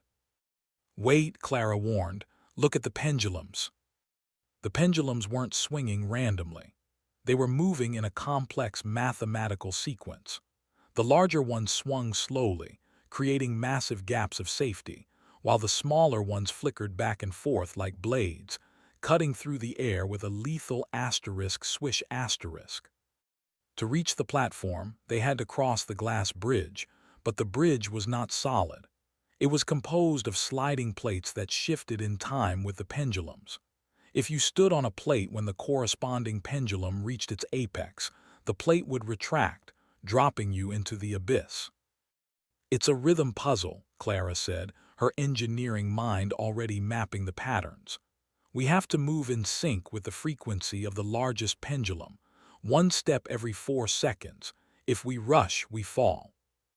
"I can't do this," Madame Alara whimpered. I can't keep time like that." "You're an opera singer," Silas snapped. "Your entire life is based on tempo and rhythm. If anyone can do this, it's you." Clara took the lead. "Stay behind me, count with me, 1, 2, 3, 4, step." They moved in a tense, agonizingly slow procession. Step, wait, step, wait. The tension was a physical weight. Every time a massive brass pendulum swung inches from their faces, the wind from its movement nearly knocked them off the bridge. Sterling was sweating profusely, his breathing ragged. Madame Alara was humming a low, steady tone to keep herself centered. Halfway across, the house decided the puzzle was too easy. The rhythm changed. The pendulums suddenly shifted their speed. The large ones accelerated, and the small ones began to swing in erratic, jagged patterns. The plates beneath their feet began to slide faster. "The tempo has increased," Clara yelled. "Change the count, 2 seconds per step now." They scrambled to adjust. Step, wait. But Sterling, consumed by panic and the sight of the golden gear just a few yards away, lost his footing. He lunged forward, trying to skip a plate to gain ground. "Sterling, stop!" Clara screamed. It was too late. Sterling stepped onto a plate just as the corresponding pendulum hit its peak. With a metallic asterisk clink, the plate retracted. Sterling didn't even have time to scream. He vanished into the abyss, his briefcase falling beside him and plummeting into the depths of the machinery. The remaining 4 stood frozen. The silence that followed was more terrifying than the roar of the pendulums. "1 down," Silas said coldly. 4 to go." "How can you be so heartless?" Madame Alara sobbed. "Because this is what my father built," Silas replied, looking at the void where Sterling had been. "He didn't build a house. He built a meat grinder for the unworthy. If you want to survive, stop mourning the dead and start focusing on the gear." They reached the platform, breathless and shaking. Clara stepped forward and grabbed the second golden gear. As soon as her fingers touched the metal, the music box on the pedestal snapped open. Instead of a melody, it played a recording. It wasn't Alistair Thorne's voice this time. It was a woman's voice, soft, melodic, and filled with an ancient sadness. "To the one who reaches the vault, you have found the second tooth of the great wheel. But know this, the gears do not just move the house, they move the soul. Every piece you collect removes a part of your humanity and replaces it with the logic of the machine.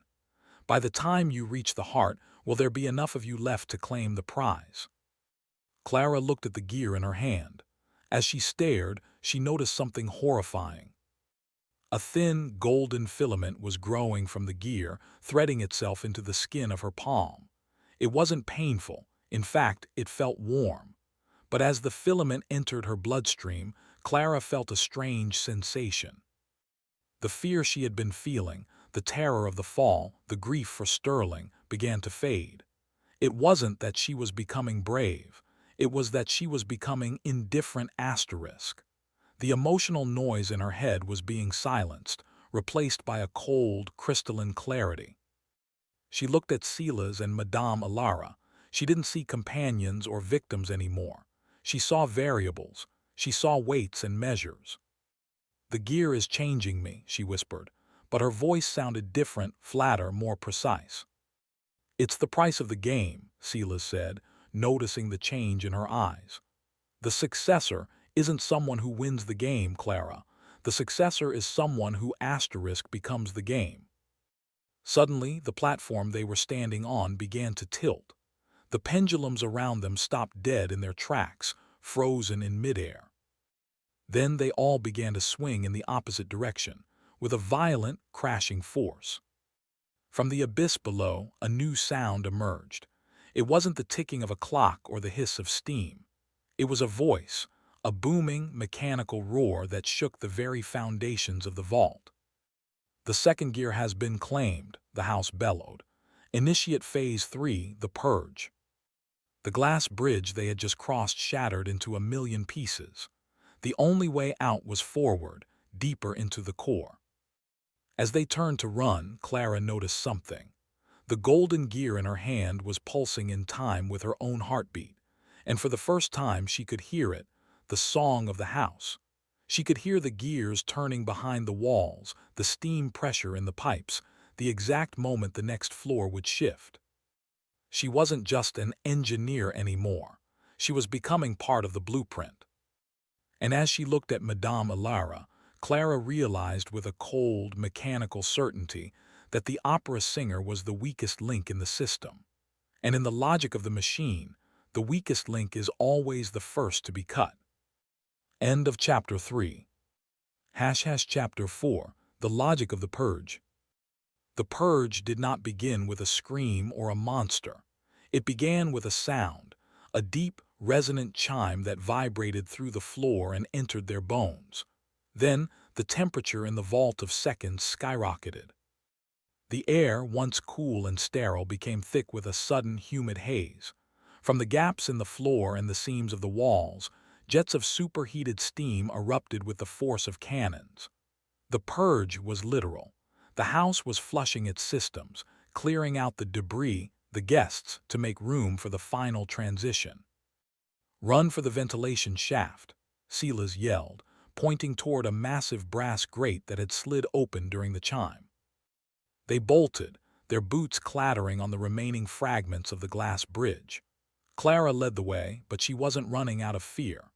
As she moved, she felt a strange, rhythmic pulse in her palm where the golden gear had merged with her skin. She could feel the steam before it erupted. She could sense the pressure building in the pipes beneath her feet. Left 3 seconds, jump right 2 seconds, slide. She wasn't thinking in words. She was thinking in vectors and timing. "Turn left," Clara commanded, her voice devoid of emotion. "The next vent opens in 4 seconds. If we stay on this path, we will be incinerated." Silas and Madame Alara followed her without question. They didn't know why she was so certain, but her confidence was absolute. As they dove into the ventilation shaft, a massive blast of steam roared behind them, melting the very glass they had just stood upon. They slid down a long, spiraling copper chute, the metal scorching their clothes, until they were spat out into a vast, echoing chamber. They had arrived in the steamworks asterisk. It was a nightmare of industrial geometry. Giant boilers the size of apartment buildings hissed and groaned, connected by a web of pulsing pipes that looked like arteries. The ceiling was lost in a canopy of smog and whirling fans. The floor was a grating of iron, beneath which a lake of boiling oil churned. "We're in the heart of the furnace," Silas whispered, wiping soot from his brow. "This is where the house generates its power, The purge is at its peak here. Clara stood still, closing her eyes. She could hear it now, the song of Oakhaven. It wasn't music, it was a complex mathematical symphony. She could hear the friction of the gears, the flow of the oil, and a distant, rhythmic clicking that sounded like a countdown. Click, click, click. The third gear is here, Clara said. Her voice was flat, almost robotic.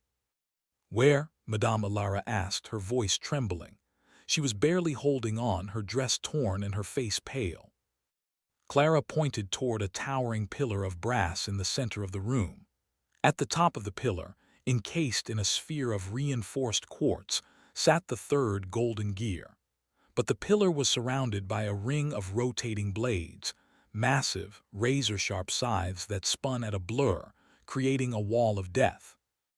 It's a centrifugal puzzle, Clara analyzed. The blades move in a prime number sequence. They pause for 0.5 seconds every seventh rotation. It's a gap too small for a human to jump through. Then it's impossible, Madame Alara sobbed. Not impossible, Clara replied, her eyes scanning the room. Just inefficient. Clara noticed a series of pressure valves lining the walls. If the pressure in the boilers was increased, the centrifugal force of the blades would increase, but the friction would also increase. If they could overload the system, the blades would seize up for a few seconds. We need to turn these 4 valves simultaneously, Clara explained, pointing to 4 different stations across the room. If we do, the blades will stop, but there's a catch. There's always a catch, Silas muttered. The final valve is located inside the pressure chamber, Clara said. The person who turns it will be trapped inside the chamber when the steam releases. They will be exposed to a blast of heat that will likely sear their lungs. They won't die, but they'll be incapacitated. The group fell silent. The purge had moved from a test of skill to a test of sacrifice. I'll do it, Silas said immediately. I know these machines. I can turn the valve and seal the hatch before the full blast hits. Clara looked at him. For a moment, a flicker of the old Clara, the woman who felt empathy, surfaced. She saw the look of grim determination on Silas's face. But then, the golden gear in her hand pulsed. Calculation. Silas is the most capable asset. His knowledge of the Thorn lineage is a high-value variable. Madame Alara is a low-value asset. Her skills are irrelevant to the mechanical survival of the group. The thought entered Clara's mind not as a cruel realization but as a logical fact. She felt no guilt. She felt no malice. She simply saw the most efficient path to the gear. No, Clara said. Madame Alara should do it. Madame Alara gasped, her eyes widening. Why me? Because you are the least likely to be needed for the final puzzle, Clara replied calmly. Your survival is a luxury. Silas's survival is a necessity. The coldness in Clara's voice was more terrifying than the boiling oil beneath them. Silas looked at Clara, and for the first time he looked afraid, not of the house, but of her. Clara, what happened to you? Silas whispered. You're talking like the machine. I am seeing the truth, Clara replied. The house doesn't want good people. It wants the most efficient version of us. Madame Alara began to cry, but there was no one to comfort her. The house shifted again, and a wall of fire erupted behind them, cutting off their retreat. They had no choice. Under Clara's cold direction, they moved to the valves. Silas, Clara, and Madame Alara each took a station. As they turned the wheels, the steamworks began to scream. The pressure gauges climbed into the red zone. The pipes began to rattle and shake. Now, Clara commanded.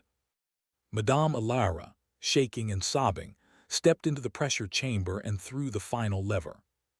K-boom! A massive explosion of steam erupted. The rotating blades at the top of the pillar screeched to a halt, their metal glowing red from the friction. Madame Alara screamed as the blast hit her. Her voice cut short as she was thrown against the wall of the chamber, unconscious and gasping for air, her skin blistered by the heat. Clara didn't even look back. She sprinted across the floor, leapt onto the pillar, and smashed the quartz sphere. She grabbed the third golden gear. As the gear merged with her skin, sending another golden filament into her veins, Clara felt the final remnants of her hesitation vanish. The warmth in her arm grew, and her vision shifted. She could now see the ghosts of the machinery, the blueprints of the house superimposed over her reality. She looked down at the unconscious Madame Elias. Asset compromised, value 0. Clara turned away and began to walk toward the next exit, her footsteps perfectly timed with the ticking of the house. "We have to help her," Silas yelled, rushing toward the pressure chamber. "She is a casualty of the system, Silas," Clara said, her voice now echoing with a slight metallic resonance. "To stop and help her is to risk the timing of the next shift. The house is preparing for Phase 4. If we are not at the transit point in 60 seconds, we will be purged along with her." Silas stopped.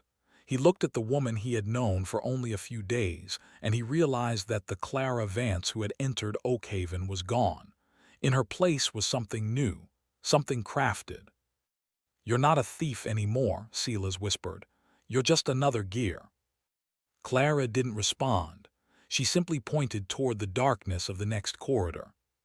"Move, Silas, the heart is calling." As they left the steamworks, a final, heavy door slammed shut behind them, sealing Madame Elias inside the furnace. The house let out a satisfied hiss of steam, and the clock on the wall ticked forward. The purge was almost complete. End of Chapter 4. Chapter 5. The Archive of Regrets.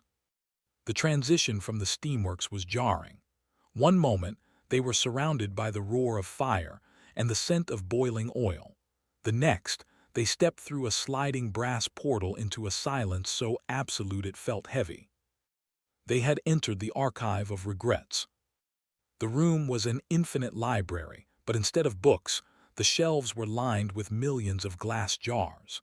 Inside each jar was a ticking clock, but these were not ordinary clocks. They were organic.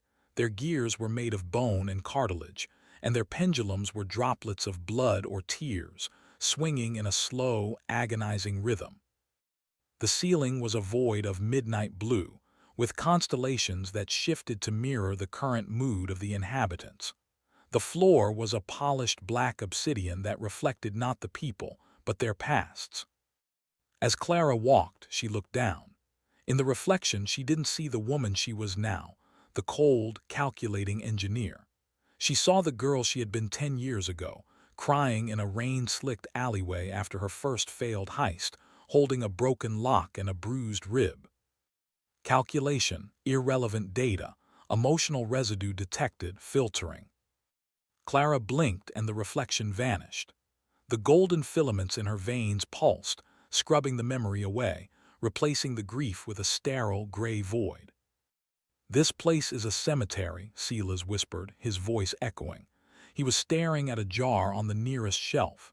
Inside, a clock was ticking erratically. As he looked at it, a whisper filled the air, the voice of a woman pleading for forgiveness. Silas recoiled, his face twisting. "It's my mother, the house. It's playing back the things we tried to bury." "The house is not playing anything," Clara replied, her voice devoid of inflection. "It is a database." Alistair Thorne believed that regret was the most powerful energy source in the human psyche. He designed the archive to harvest it. We are not guests here, we are fuel. Silas looked at her, horror flickering in his eyes. "Clara, look at yourself. You're not even reacting. You're walking through a gallery of your own soul and you're treating it like a blueprint.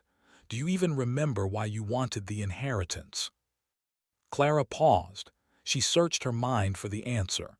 She remembered the word inheritance. She remembered fortune. But the feeling, the desire for security, the hunger for revenge against the people who had shunned her, was gone. Variable motivation, status, deleted. "The inheritance is the goal," she answered. "The goal is the heart. The heart requires the gears. This is the only logical progression." "You're a ghost in a living body," Silas said, his voice breaking. "If you lose everything that makes you human, what's the point of winning?" Clara didn't answer. She was looking at the center of the archive. There, floating atop a pillar of frozen smoke, was the fourth golden gear.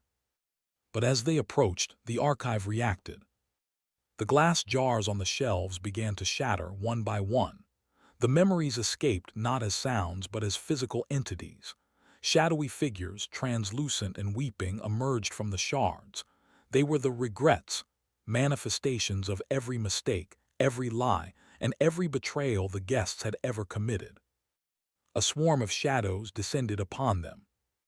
One shadow, shaped like a stern man in a suit, lunged at Silas, wrapping its cold fingers around his throat. "You abandoned her," the shadow hissed, its voice a distorted echo of Silas's own. "You left your mother to rot in the silence of the veil while you played at being a mercenary." Silas gasped, struggling against the entity. "I had to. He would have killed her too." Another shadow, a mirror image of the woman Clara had betrayed during her time as a thief, drifted toward Clara. The shadow didn't attack. It simply stood there, its eyes filled with an unbearable sorrow. "You took everything from me," the shadow whispered. "For a piece of jewelry, you broke my life for a stone." Clara looked at the entity. In the past, this would have triggered a wave of guilt, a panic attack, a desperate need to apologize. But now she felt nothing. Analysis: entity is a projection of past social interaction. Threat level 0, emotional impact null. She walked right through the shadow, the coldness of the entity passing through her like a breeze. She didn't even blink. "Clara, help me," Silas screamed, as three more shadows pinned him to the obsidian floor, their translucent hands digging into his chest, not to kill him, but to drag the grief out of him. Clara stopped and looked at Silas. Calculation: Silas is an asset. If he is consumed by the archive, the probability of reaching the heart decreases by 42%. She turned to the shadows. "Release the asset," she commanded. The shadows ignored her. They were fueled by emotion, and Clara had none. To them, she was invisible, a void in the room. They couldn't see her because there was nothing left in her for them to feed on. Clara realized the paradox. Her loss of humanity was her only armor, but it was also her limitation. She looked up at the fourth gear. It was encased in a sphere of emotional glass. The glass could not be broken by force, and it could not be bypassed by logic. It was a lock that could only be opened by a specific frequency of genuine human emotion, specifically, the frequency of true remorse. Clara reached out and touched the glass. It remained solid. She tried to force herself to remember the girl in the rain, the betrayal of her friends, the loneliness of prison. She tried to manufacture guilt. But the machine in her veins filtered it out. Every time a spark of emotion flickered, the golden filaments extinguished it, smoothing her mind back into a flat, gray plane of logic. She was too perfect. She was too mechanical. She was incapable of opening the lock. "I can't open it," Clara whispered, her voice sounding metallic. I don't feel the key." Silas, still fighting the shadows, looked up at her. He saw the blankness in her eyes, the terrifying efficiency of her movements. For the first time, he didn't feel fear for himself. He felt a profound pity for her. "You've become the machine, Clara," Silas wheezed. "You can't open the door because you've forgotten how to hurt." "I don't need to hurt," Clara replied. "I need the gear." "That's the point," Silas roared, pushing a shadow away with a burst of desperate strength. "The house isn't just testing your logic. It's testing if you're still a person." Alistair didn't want a computer to inherit his legacy. He wanted a human who had the strength to survive the machine without becoming one. Silas scrambled to his feet, his face bloodied and tear-streaked. He walked toward the gear, the shadows clinging to his back like heavy cloaks. He didn't fight them this time, he embraced them. He let the grief wash over him, the memory of his mother, the shame of his cowardice, the weight of his father's hatred. He leaned his forehead against the glass sphere. He didn't try to solve the puzzle. He simply wept. He let out a raw, guttural sob of absolute, honest regret. Tink! The glass sphere shattered.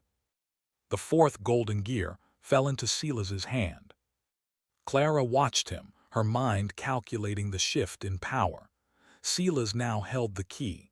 He was the one with the leverage. According to the logic of the game, he should now eliminate her to ensure his own victory. Silas looked at the gear, then looked at Clara. He saw the golden filaments glowing beneath the skin of her neck, the amber tint in her eyes. "Take it," Silas said, holding the gear out to her. Clara froze. Calculation. Error. Logic suggests the asset should retain the gear to increase his own survival probability. Why is he giving it away? "Why?" she asked. "Because," Silas said, a sad smile touching his lips, "someone has to remember that you were once a person. If I take this gear, I'm just another player in the game. If I give it to you, maybe the weight of it will wake you up." As Clara took the gear, the filament merged with her skin. But this time, the sensation was different. The gear didn't bring cold clarity. It brought a surge of Silas's emotion, the grief, the love, the pity. For a split second, the gray void in Clara's mind was shattered. She remembered the smell of the rain, the sound of her mother's voice, the crushing weight of her own loneliness. She felt a sharp, stabbing pain in her chest, a human pain. She gasped, falling to her knees, tears streaming down her face. I can feel it," she sobbed. It hurts so much." "Good," Silas whispered, kneeling beside her. "That means you're still in there." But the moment of humanity was short-lived. The house sensed the breach in the system. The archive began to collapse, the shelves of memories falling like dominoes. The ceiling began to descend, a massive slab of obsidian coming down to crush them both. "Phase 5, the house bellowed, its voice now a distorted scream of 1,000 clocks. The final assembly. The floor beneath them opened, and they were sucked into a vortex of gold and brass, falling toward the very center of Oakhaven. They were heading for the heart,